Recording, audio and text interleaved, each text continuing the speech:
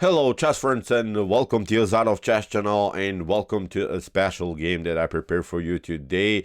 I think this game is for those who like really dynamic, sharp, tactical chess all over the board. Today we see the beautiful King's Indian defense performed by two top engines, Leelenstein and Stockfish 16. So when the fish is playing really one of the sharpest openings against d4, you can really expect many things. Put your seatbelts on.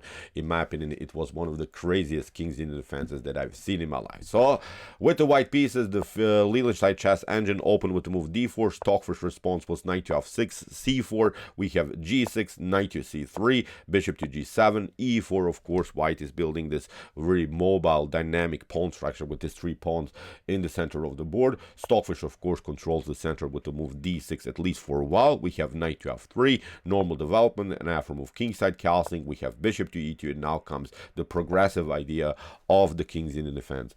Here already a dynamic move e5. We have kingside castling. Stockfish puts more pressure against the center with the move knight to c6 and forces basically a reaction by white. This is now the orthodox variation of the King's Indian defense with the move d5. Here, of course, you play knight to e7. We have already the direction of the attack. I've explained it many times. The pawn structure, the pawn chains are basically directing the attack of white and black. So black is, of course, attacking the king side, white is attacking the queen side, and white has many great options with b4 c5 and similar stuff. The problem for black is always that you're lacking here in minor pieces. You don't have good defenders on this side of the board, so that's why I think after move d5 white should be always slightly better because of the spaces, especially after move d5. Now white has at least a strategic advantage in the later stage of the game. So here Leelenstein continues with the move knight to e1, wants to reroute the knight to d3 and prepare b4 and c5, breaking and entering on this side of the board. Stockfish, of course, plays knight to d7, prepares here the attack, of course, on this side of the board with the move f5, bishop to e3, f5, f3, f4. Of course, an attack against the bishop. Bishop retreats to f2, but keeps its options here on this side of the board. Still, b4 and c5 is to be prepared here for white. Stockfish continues, of course, with the move g5, of course, with the idea h4, h5, g4, and breaking and entering here on this side of the board. We have knight to b5, an interesting line by Leelenstein, hitting immediately the pawn on a7 with the support of the bishop. But the downside, I would not say this is a mistake or something played by white. It's not even an inaccuracy. Stockfish says also it's perfectly fine to play the game like this. But the issue about this move knight to b5 is that you're not controlling the e4 square anymore. You're not controlling the e4 pawn, which makes the move g4 for black a little bit easier. So you see now why. Here after move b6, first of all, Stockfish has to defend the a7 pawn. Leelenstein continues with the move b4. Stockfish plays now knight to f6, and you see now g4 is now easy to play because after something like f takes g4, the pawn on e4 could be hanging. That's the downside about this move knight to b5. The knight on c3 is not controlling this e4 square anymore. So this now, as I said, a risky line for white, but white, of course, wants to keep its options here, especially around the square c7 when the rook is coming on c1, and that's exactly what happened in a similar way. Here Leelenstein, of course, plays the move c5 immediately. You don't want to take b takes c5, b takes c5 leads into problems here already for black. After something like, I don't know, even c takes d6, c takes d6, there could be some problems. White will simply continue the pressure around the square d6, will include also other pieces into the game, maybe here also the knight in a possible maneuver. So in my opinion, this would be not a good continuation here for black. So that's why Stockfish is saying, okay, I'm losing a little bit the battle here on the queen side, but at least I don't have to help you out on this side of the board. Stockfish leaves the position like this and plays on this idea that we have talked about, g4, immediately breaking and entering here on this side of the board.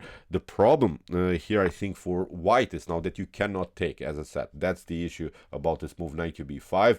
Now black would simply take, knight takes e4, and after something like c takes d6, we can even recapture here the pawn with the knight. And now these two pawns, the pawn on f4 and the pawn on e5, are really mobile pawns. We will eventually get our e4 goal, and I think this is a one-way ticket simply in black's favor. So this is not a good continuation for white. After move c5 and g4, Leelenstein continued with rook to c1, hitting the c7 weakness in black's position, and Stockfish continues with normal maneuvers of the knight, where routes simply all of the pieces towards the king side and builds really an amazing attacking formation here on this side of the board.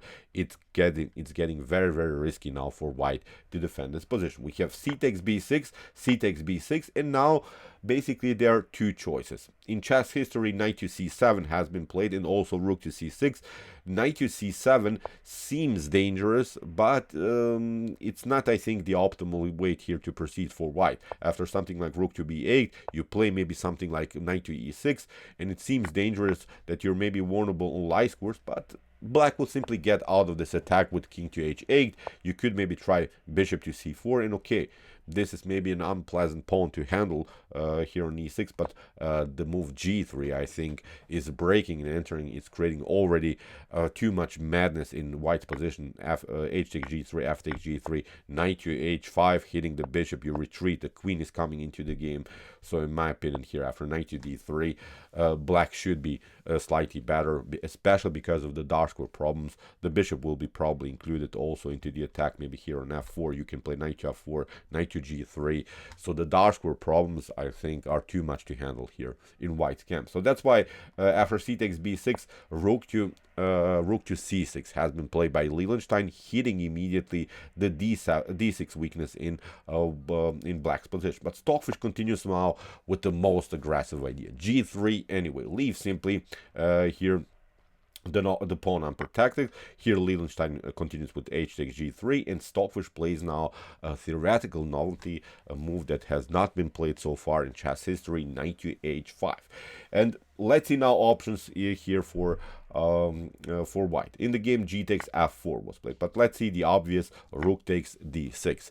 Rook takes d6 would not be so good because after bishop to d7, the rook is quite endangered here on this square. Basically, the rook is trapped. You have to play something, I don't know, g takes f4, knight to f4. You're trying maybe to play the move g4 to somehow lock the position on the king side. But now look at this, knight to e2, queen to e2, knight to f4, hitting the queen again, and now after queen to e7, the rook is lost. You have to, I think, give up the exchange. Later we will crack the position with the move h5, and in my opinion, again, not a good continuation anymore here for white. What you could do after move here knight to h5 that Stockfish played, you could play g4, again trying to lock the position somehow. But now, of course, knight to g3, bishop to g3, f takes g3. You have to play f4. If you don't play that, then knight to f4 is going to happen, queen to h4, and now I'm not seeing good ways how you're going to defend the checkmate threats around the square h2. So that's why in this line, f4 would be very important to liberate the square for the knight on f3 in order to control the h2 square. Now e takes f4, now knight to d6, and the move queen to h4 would be now too rushed. Many of us, I think, in this line would play the game like this, but now knight to f3 solves the positional problems in white's position. So that's why here after move knight to d6, you play knight to e5. You're controlling the knight on f3. Maybe knight to f3 can be played, but now we play bishop to g4, knight to e5, and now after bishop to e2, queen to e2, you don't pick up even the knight on e5 here. You just continue with your plan, queen to h4, the threatening checkmate. Now after knight to f3, now comes the stunning bishop to d4, and this is game over now here for white. You have to give up decisive material, so this is not a good continuation anymore for white. So I see here g4 is also not possible because always there is this problem of knight to g3. So that's why g takes f4 was played by Leelenstein. Stockfish continues with knight from g to f4, and now comes knight to d6. Again, if you play here rook to d6, seems dangerous, but now the queen is coming into the game. Bishop to f6. Again, you have several problems on dark squares. Of course, you cannot deliver checks immediately, but in the later stage of the game, this could be dangerous, especially if we manage somehow to trade off this dark square bishop on f6 against White's dark square bishop on f2, then the knight and the queen are I think are simply too much to handle. There are even probably some tactics here: knight to h3, bishop to h3, maybe even knight to g2 if possible. So I think in the next couple of moves, White's position is collapsing. So that's why here after move knight to f4, knight to d6 was played by Leelenstein. Stockfish continues with queen to g5 anyway. If you play here knight to c8, this wasn't played in the game, but look at this. Black doesn't have to worry about this light square bishop. Usually you should try to keep your light square bishop in the King's Indian defense on the board, because as I said, there are maybe some tactics with bishop to h3, but now the pieces are simply too far away from the action. Now the standard would be knight to h3, knight takes f2, rook takes f2, knight to g3. Now we play simply rook to c8, that we get our piece back, and after something like bishop to a6, rook to d8, and again black should be much better. Again, we will simply exploit the dark square weaknesses. Bishop to h6 is possible, bishop to f4. I think the position will crack simply on this side of the board. Queen can be included into the game, so simply too much pressure again against white king. So you see, taking the bishop on c8 here so far is not possible for white. So that's why king to h2, trying to control the g3 square. Stockfish continues with bishop to d7, hits the rook. We have knight to f5, trying of course to lock this diagonal. We have said that the light square bishop of blacks is really basically the key attacker in the King's Indian defense. Here Leelenstein is hoping that Stockfish gives up now the bishop for a knight, or hopes also that Stockfish takes the rook with the bishop. This wouldn't be good actually. If you play here bishop to c6, then after bishop to h4, you have to step back, and black has defended this position. Will eventually take the bishop, and I think has a really annoying pawn to handle here. For black has to, I think, keep the light square bishop on the board. So that's why after move knight to f5, Stockfish plays the beautiful rook takes f5. Here Stockfish is not counting material anymore. Stockfish is just going for the ultimate King's Indian attack. So we have e takes f4. What should again black do?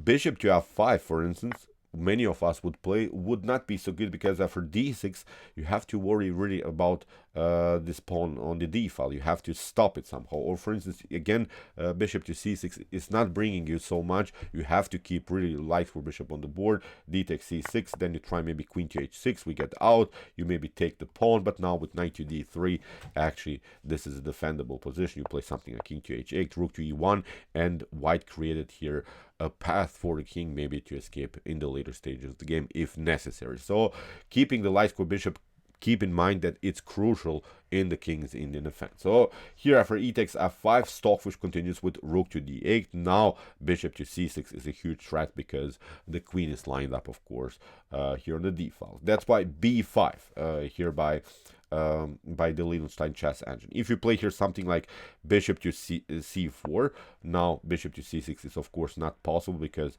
d takes c6 would come with a check. This wouldn't be also good, I think, for white, because we simply step back to h8. Now you try maybe queen to b3, getting out of this d file mess, and now bishop to f6. You have to play something like this. Now bishop takes c6, d takes c6, and now knight to h3 would be actually the coolest idea here. You cannot take with the king, because after knight to g3, look at this, bishop to g3, we play queen to h5. You have to cover now, and you get checkmated. For instance, after knight to h3, you could play maybe king takes h3, g takes h3.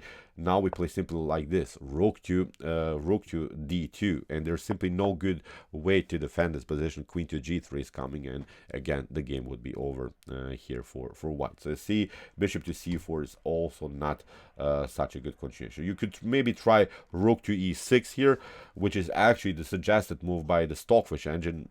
Stockfish says that this should be Leelenstein's defense in this position, but still bishop to e6, f takes e6, bishop to f8, attacking the pawn, bishop to c4, and now after bishop to d6, we play a beautiful blockade. We're not allowing these pawns to be advanced, and now again the bishop is lined up against the king. And again, I think a dangerous position here to handle for white. So that was here after rook to d8. You see many options we have seen. Rook to e6, bishop to c4 is not working, so that's why Leelenstein played now the move b5, but Stockfish continues now again with the beautiful and spectacular move that simply cracks, opens the position, plays now the amazing e4. This is the way to go. This is the move that paralyzes now the position of white. What should you do? Maybe there is this option to play f6, trying somehow to dismantle black's attack, but now we play e3. This is the way to go, a beautiful counterattack. If you play here something like f takes g7, then we can play e takes f2, rook to f2, queen is coming, knight is coming into the game. You have to now create some spaces, and this is game over. Here, instead of this move f takes g7, f takes g7, what you could try is of course bishop to e3, but now we pick up simply the rook, bishop to c6. If you play here b takes c6, then bishop to f6 is coming. Maybe you try c7, rook to e8, d6, but still it's not dangerous because of this idea. Again, this dark square problems are simply too much to handle. You try check, nothing spectacular. You maybe try bishop to d4 to keep the bishops off the board, but now check. We play a new check, and now this is the winning idea. Knight to h3, look at this. G takes h3, bishop to d4. The queen is now connected to the bishop again. Game over here for white. So you see, even after f6, it's not so dangerous because we can play simply this beautiful counterattack idea with the move e3. So here after move e4, Leelenstein took f takes e4. Stockfish continues with bishop to e5. Obviously, the position is collapsing really here for white. The bishop is coming on the most active square. What should you do? If you, for instance, try bishop to h5, this wouldn't be good because after knight to e2, the discovered check, you have to step back. Now we pick up the piece, and again, game over here for white. For instance, if you try g3 in this position to somehow keep a new square for the king, then again, bishop to g3, look at this. You have to step back with your king. Bishop to h4, you play king to f3. Now, after a couple more moves, you get destroyed by here. The activity of blacks again, it's not working. If you step back here to h3, after this check by the queen, then here bishop to f2, you have to play something like, I don't know, queen takes e2, but now after queen to g3, you're getting even checkmated. So bishop to h5 in this position is also not so good here for white. There's simply too much pressure after the move knight to e2. So that's why king to h1, Leelenstein gets out of this potential mess of the dark square bishop. Stockfish continues with bishop to c6. Now, finally, the rook is taken here. We have b takes c6. Of course, white is here possibilities to somehow push the pawns, but the king is simply too endangered. Stockfish plays now the amazing knight takes e2. We have bishop to e2, and now knight to f4, queen to f3. Everything is pretty much forced here for white. We have queen to h6, a check. You have to cover bishop to h4, and after queen to h4 in this particular position, Leelenstein resigned. Of course, you could maybe try king to g1 here to escape, but then it gets simply dirty with this idea. Knight to e2, queen to e2, and now after bishop to h2, you have to step back. Bishop to g3 opens the position, and here it would be a beautiful checkmate. This would be, I think, a crazy continuation. You have 4 pawns here in the center of the board, but you get checkmated. You never managed to push your pawns here on this side of the board. Great King's Indian defense performed here by Stockfish 16. So this was really spectacular, I think, because we have seen the basic concepts, basic ideas of the King's Indian defense. You don't count material in the King's Indian defense. You have to be aggressive. Every move has to be an attacking move, and that's exactly how Stockfish played the game, in my opinion. One of the greatest King's Indian defenses that I've seen in my life. So, okay, I hope that you enjoyed this game. I really enjoyed it a lot. If you want to see more beautiful, spectacular games played by Stockfish, but also by some other top engines, check out our competent chess games played by computer series. Here's the link of our playlist, and if you like this content, don't forget to subscribe to my channel. See you soon with some more videos, and what do we say in the end? Chess is the best, of course.